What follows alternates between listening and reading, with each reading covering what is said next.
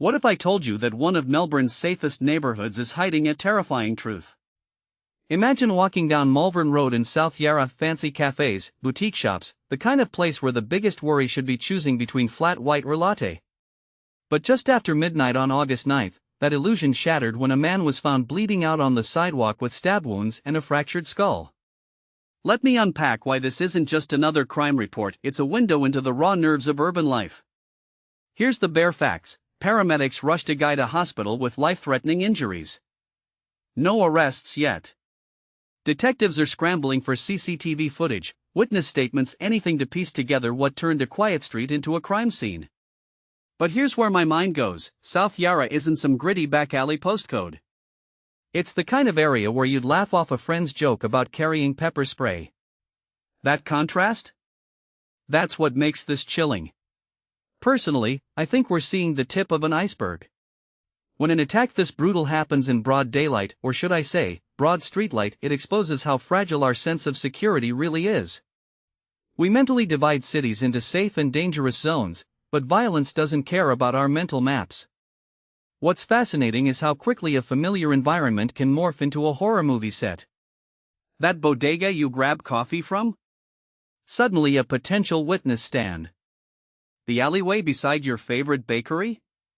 Suddenly a possible escape route. Now let's dissect the police angle. They're asking for CCTV, dashcams, tips, standard protocol. But the lack of arrests 48 hours later? That's not incompetence, that's the reality of solving crimes in a city where technology outpaces legislation. I'll bet the detectives are chasing two contradictory possibilities, a targeted attack versus a random act of madness. If it was targeted, that means gang activity or debt-related violence creeping into new areas. If it was random? That's scarier, it means anyone could have been that man on the pavement. A detail I find fascinating is the timing. 12:20 a.m. isn't late by party standards, especially near Chapel Street's nightlife. So where were the witnesses? Did people assume it was a drunken brawl? Or did they simply lock eyes with their phone screens and walk faster?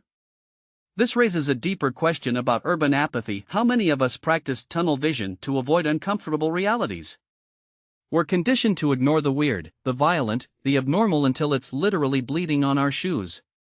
What this incident really suggests is a silent epidemic of fractured social contracts. When someone can stab another human and vanish into the night in 2024, it's not just about crime, it's about communities unraveling. No, I'm not blaming gentrification or youth culture. This is about how we collectively choose to see or not see each other. South Yarra's boutique windows might be spotless, but what's reflecting back in them is a society struggling to connect dots between prosperity and pathology. So here's my closing thought: this man fighting for his life isn't just a statistic. He's a mirror. When you see his story, do you see a freak accident? A systemic failure? Or a warning sign we've been ignoring for years? Drop your take in the comments, because the real question isn't who did this. It's what happens when we stop pretending our streets can't turn savage while we're busy scrolling through Instagram.